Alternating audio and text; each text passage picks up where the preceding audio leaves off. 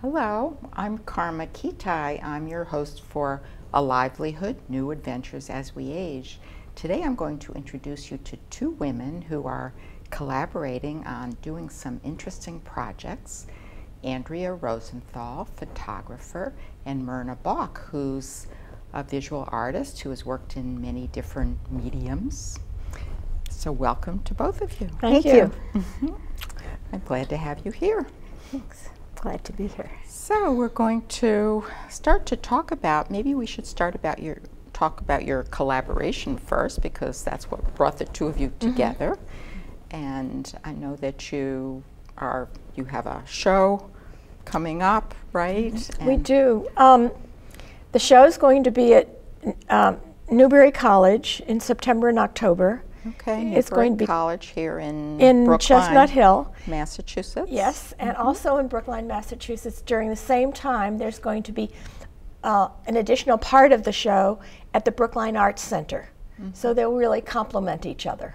Let's talk about what the show is about and what's important about it. It started that I have a whole series of etchings dealing with the issue of exploitation and sex trafficking, and had showed them in a number of places, and when asked to show them at Simmons College a second time because there were new students coming, and wanted to make some changes. So I called Andrea, because I knew of how skilled she was as a photographer, and asked if we might collaborate in some way. And so we started out by using my old etchings and putting them together. In Photoshop. In Photoshop. And we use the techniques of Photoshop, like layering and masks and that sort of thing, opacity, in order to make them into a whole that would be different from each of the parts.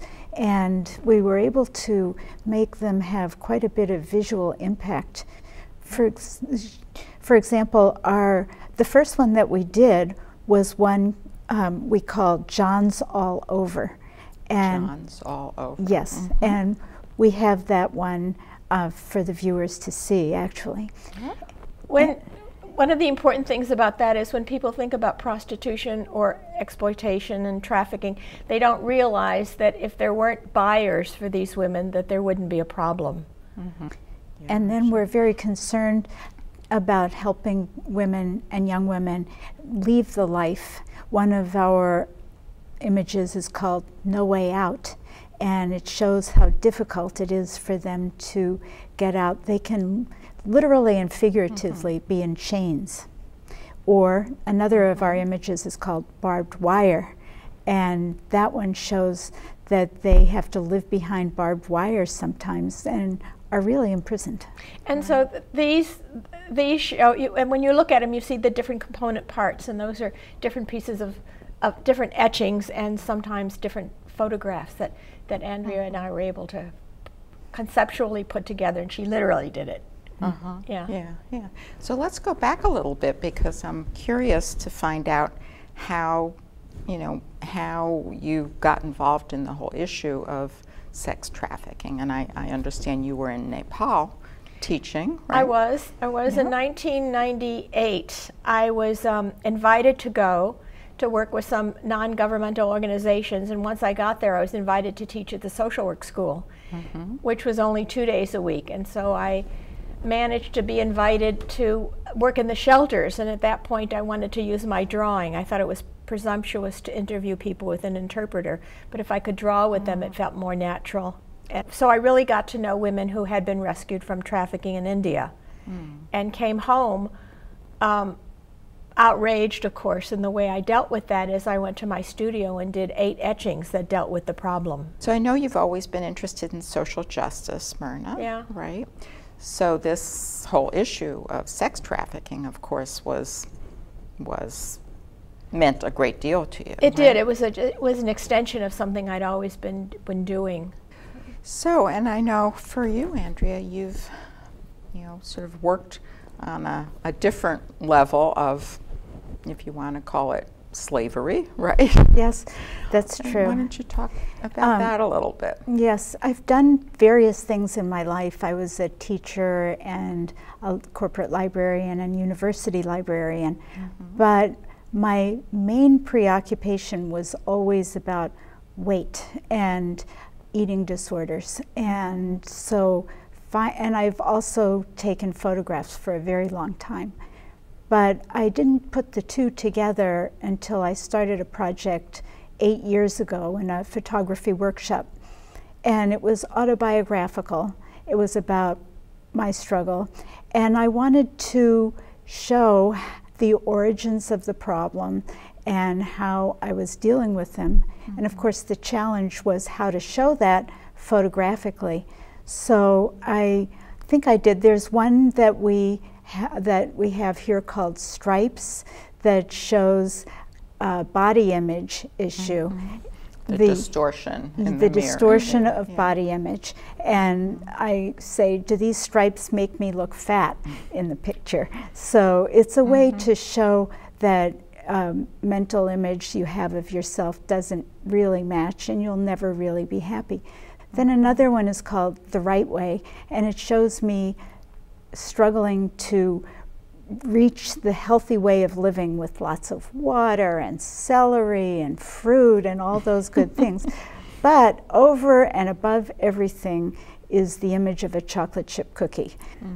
And you also published a book, right? Yes, it's called Stations of the Scale, and it's a photographic memoir about food and suffering. One of the things that I think pulls the show together is we're really looking at internal issues and external issues. You know, the internal issue with Andrea is how she felt about the eating, and the external issue about, say, sex trafficking is the slavery from people outside. And just looking at the whole human issues of autonomy and slavery and freedom and things like that. And so there's an element in everybody's life in some form or another.